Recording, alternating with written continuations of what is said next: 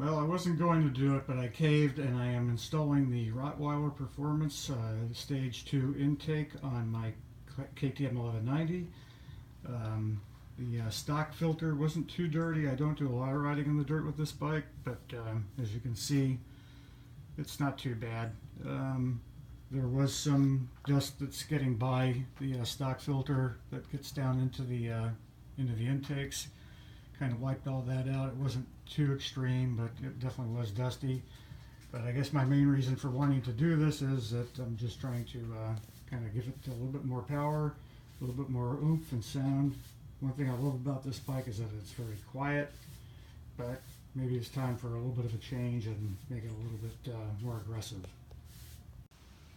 Okay, just finishing up the installation of the Rottweiler Stage 2 intake. A couple of things I decided to do on this is I'm not putting in the debris plate. I don't ride anything real crazy, so I'm going to leave that air gap open down there. And the other thing that I did do is I decided to leave the snorkels in.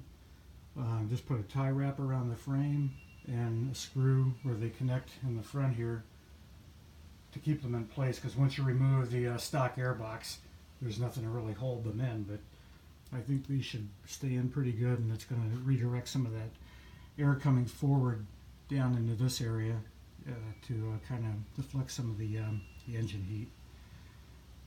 So anyway, that is pretty much it. So get this thing running and see what a difference.